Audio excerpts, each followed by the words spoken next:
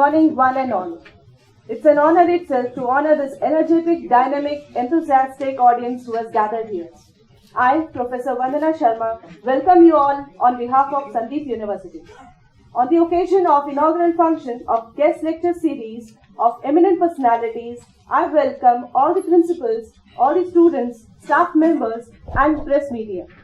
Before we start the program, let me acknowledge the presence of today's chief guest of the function, Honorable Justice Srimati Sadhna Jadhav, Honorable Judge of Bombay High Court, along with our beloved Pro-VC Dr. Ashish Tade sir and his whole team of principals of Sandeep Foundation on this occasion.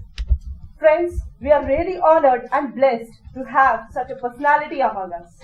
Please give a big round of applause and welcome them once.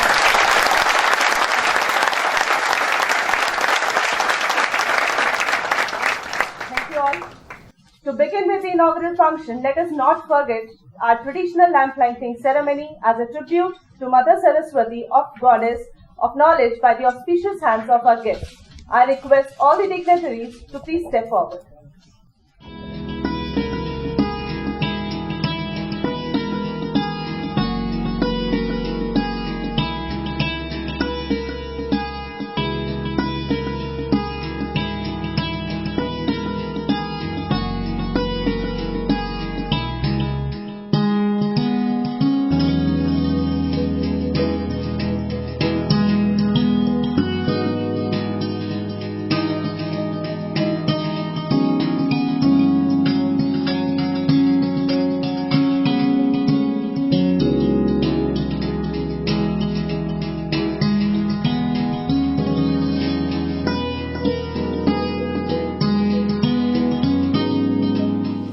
Dignitaries on the dais,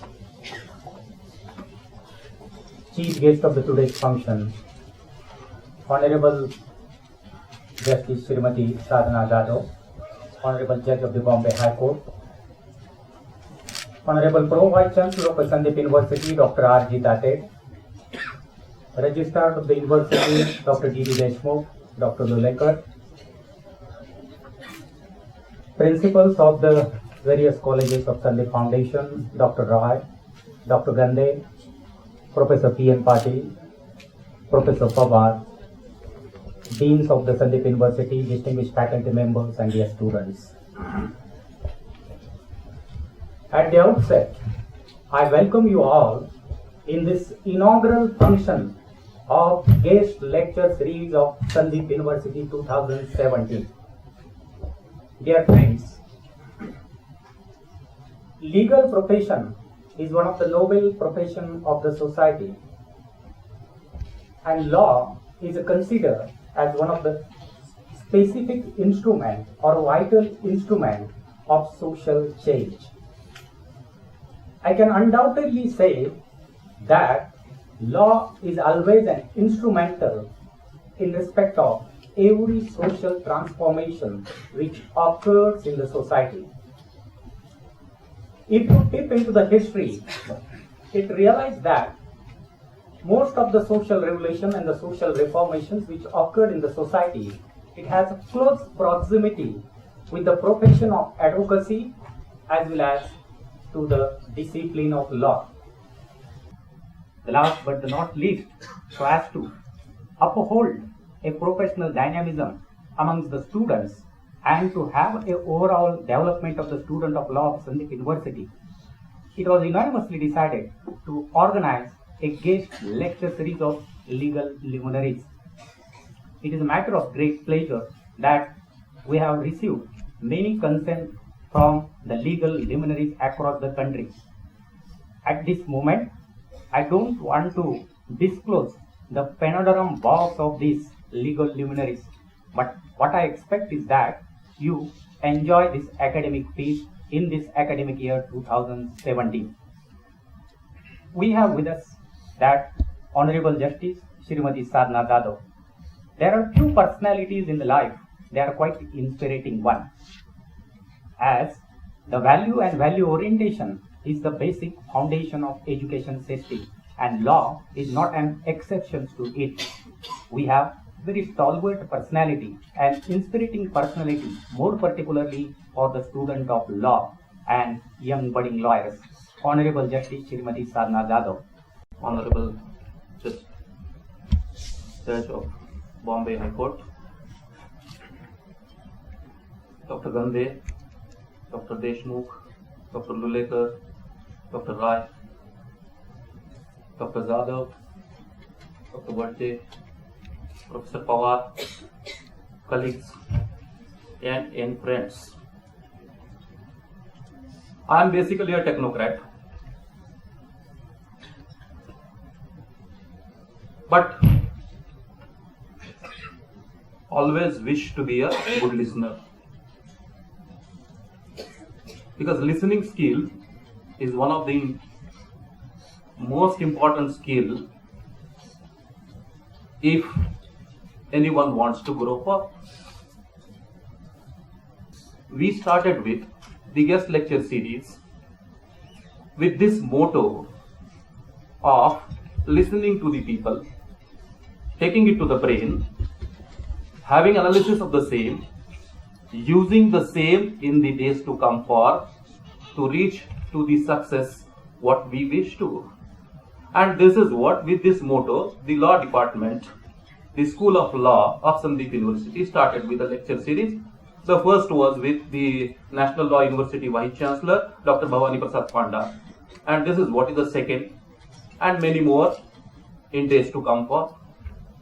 Absolutely an opportunity you have today to listen to a person who has spent her life into this task of listening to the people, analyzing the same, and then forwarding her own judgment in that particular sense. Looking to this, probably you all will give your 2 years, not only 2 years, but all the wholes on this entire body will be directed to for listening to her expertise and using that for your own enrichment of the life in days to come for.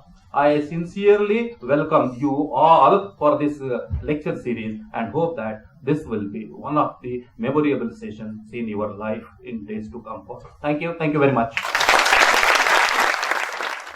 After completing her initial education in law, Your Lordship commenced her practice under the able guidance and one of the leading lawyer of that time, Advocate Lohia.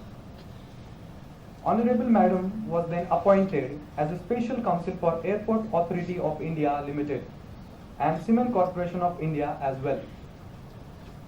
Your Lordship, as Dr. B.M. Jadhav sir has mentioned, has practiced mainly on the criminal side at the High Court of Bombay Bench, Aurangabad. Because of her profound knowledge and service in law, Your Lordship was elevated as an additional judge to Bombay High Court on 23rd of January 2012.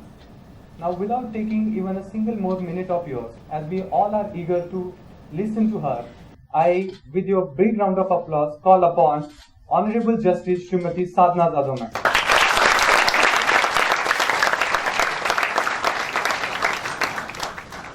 Honorable dignitaries on the dais, and my dear friends. Today, my position is very precarious. You may wonder why. I started by saying so.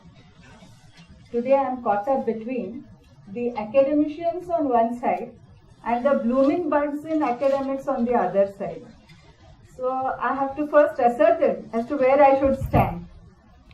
I had decided that a blooming university which appoints an academician like Dr. Jadhav as their head of the department, principal, there's no harm.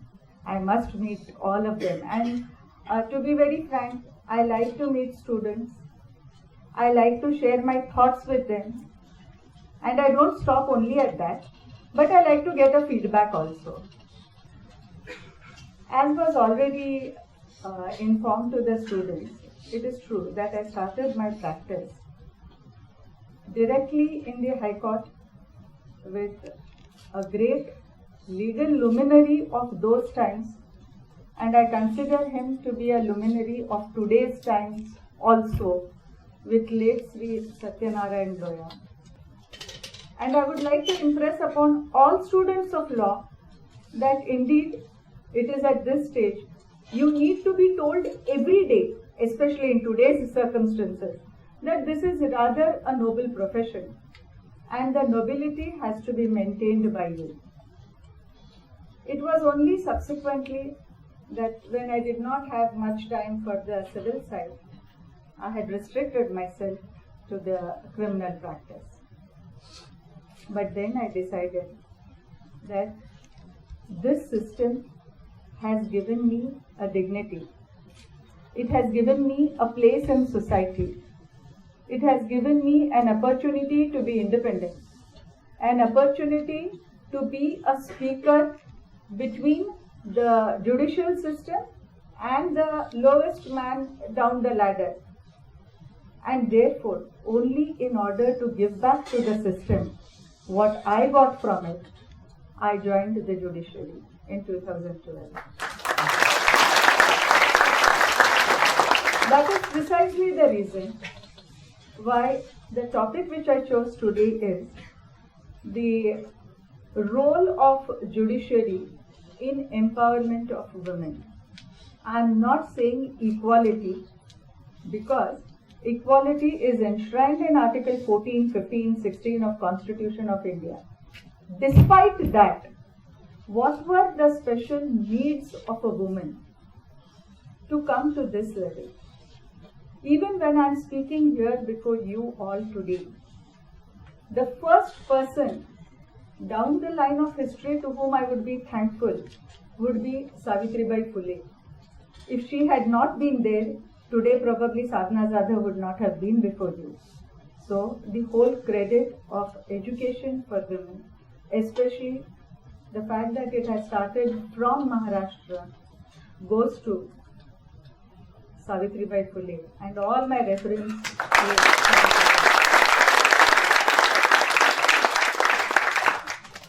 It's all right. Today, a few years ago, we were all talking of women's liberation. Whenever I joined such organizations, I used to wonder what is liberation? Women coming together in a free society, and you are talking of liberation. Liberation from whom?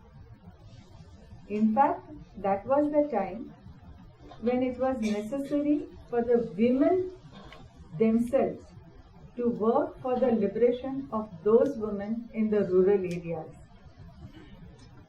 It is the women in the rural areas who are the backbone of our agrarian economy.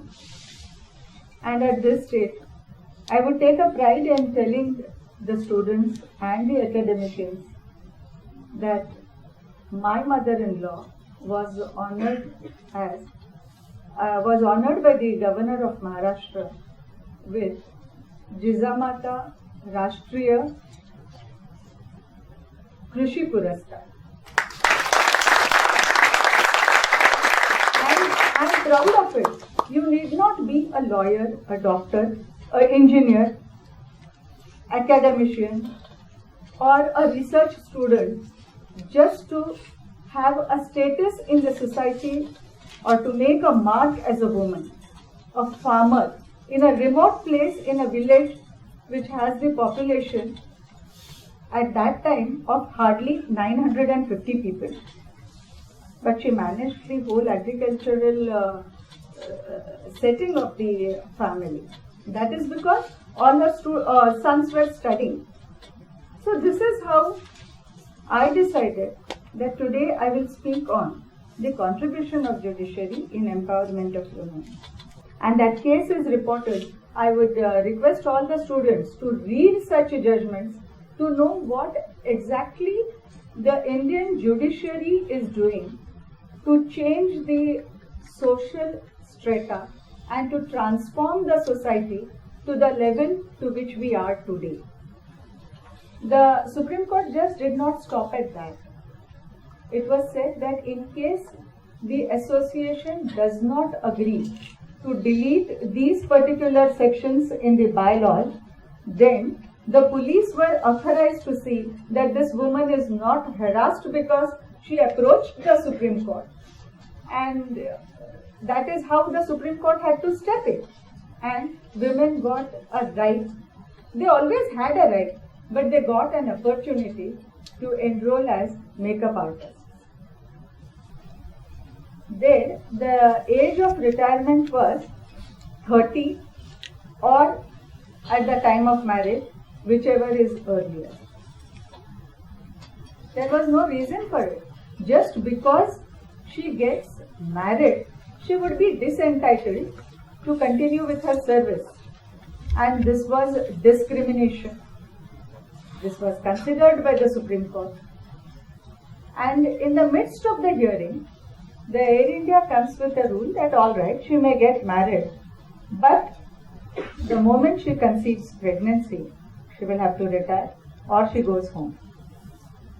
And this was sometime in 1981 that Supreme Court had to step in and say no.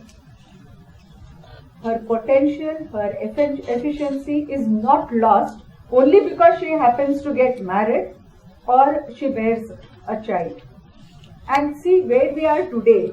Even men are claiming maternity leave for 15 days. I wonder whether they really look after their wives and their child for the first 15 days. But they can enjoy the leave on the ground that they have a right to maternity leave. These were the same people who wanted her to retire or resign after she is about, at the stage when she is going to be a mother. So this is how the Supreme Court has interfered. There have been several cases where some of the girls in those days got married to a person from the reserved category and they claimed reservations in faculties like medicine and engineering. They said, now that we have married a person from the reserved category, we are entitled to it. Or then even for elections, there was this case of Prakash versus Kulwati, where we are seeing whether the woman has a right to her ancestral property. Of course, this issue is still in grey area because it has been travelling through several stages. At one stage they said that if she has to inherit, then the co-partner and the person, both must be alive. So suppose the father dies, then what? Then she does not get the right. That is still the issue. It's in a grey area. So I would not emphasize more on it. Then the legislature brought in section 498A of Indian Penal Code.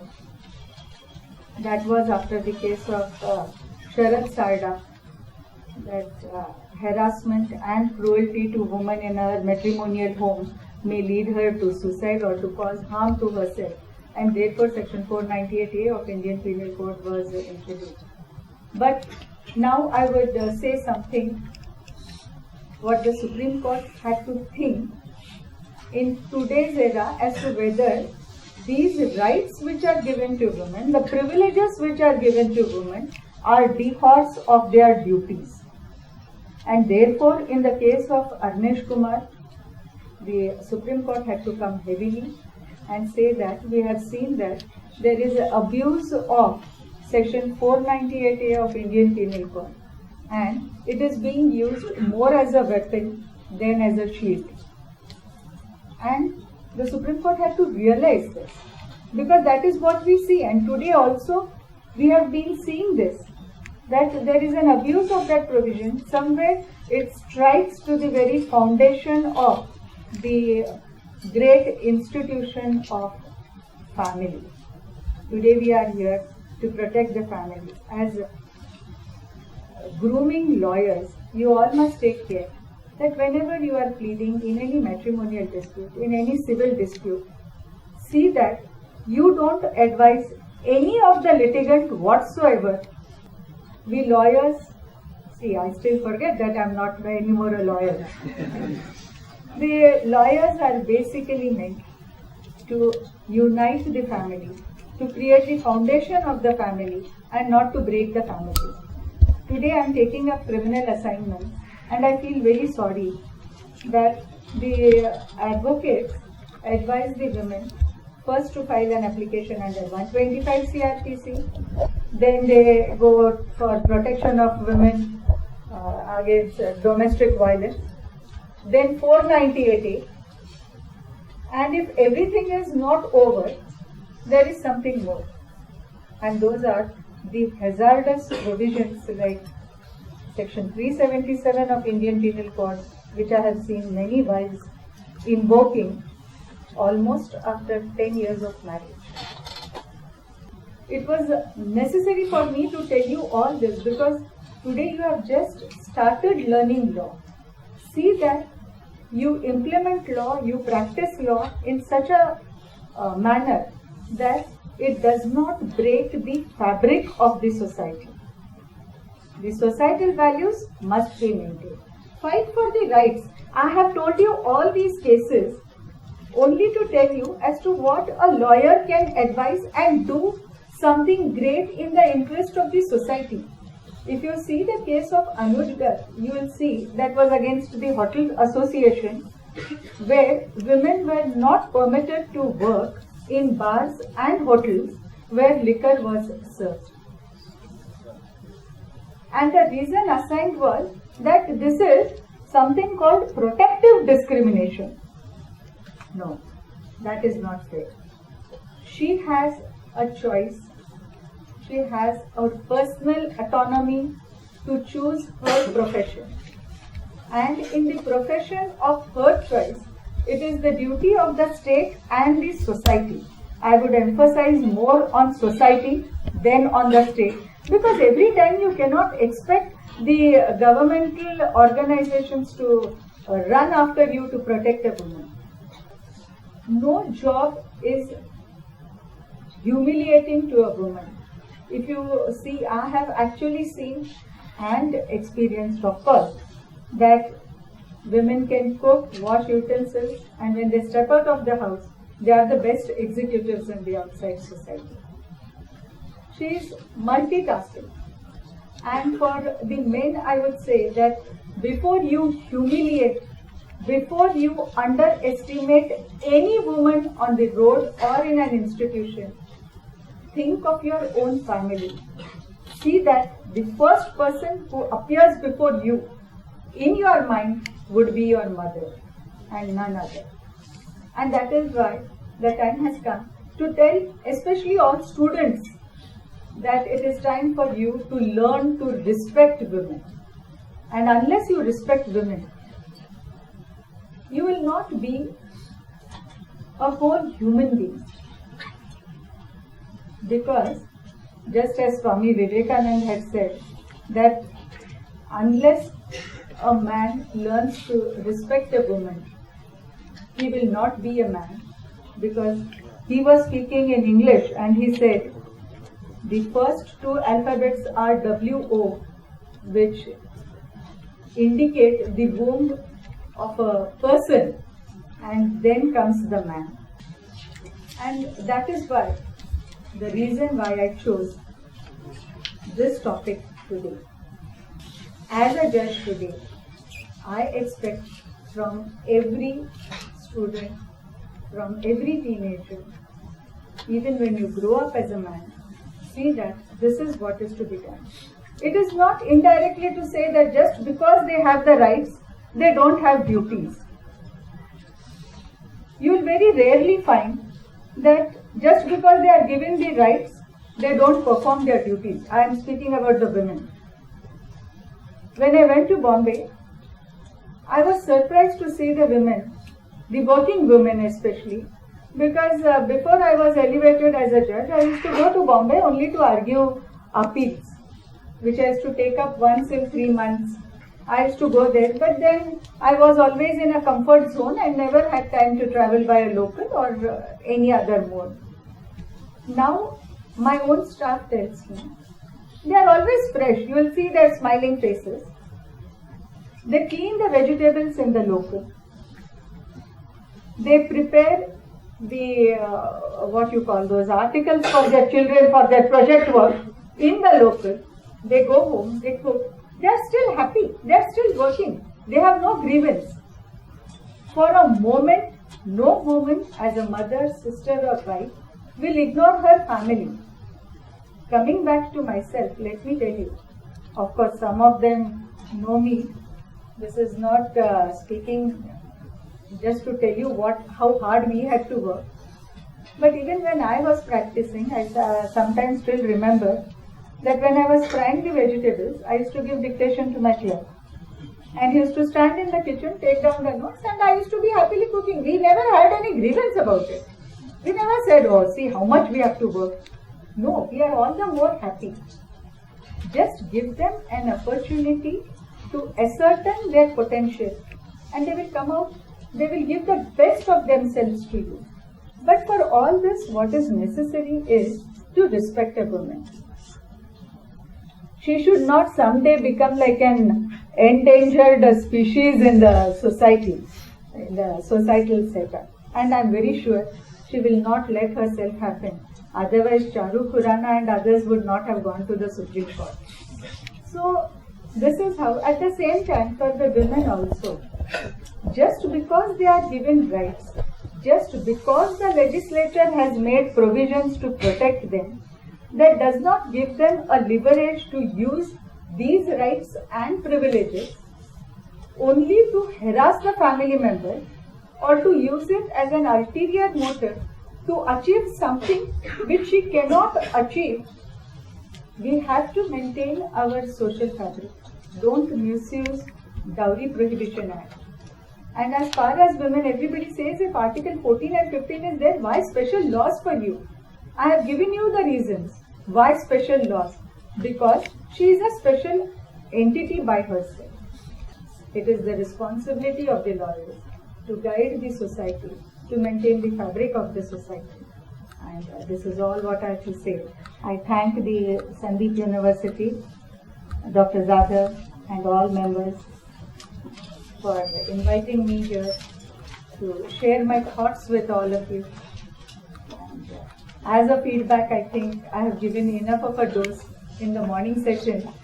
Tomorrow is a Sunday, you can still think over it. I don't know what criticism I may get from the academicians when they think about it tomorrow. Because Dr. Tater said that a good listener is very important. I immediately told him that you have proved that you are a good technocrat. Because a lawyer always talks. Here you can't stop him from addressing anybody. But now for the past 6 years since I am a judge, I have developed the capacity of hearing and I can hear patiently.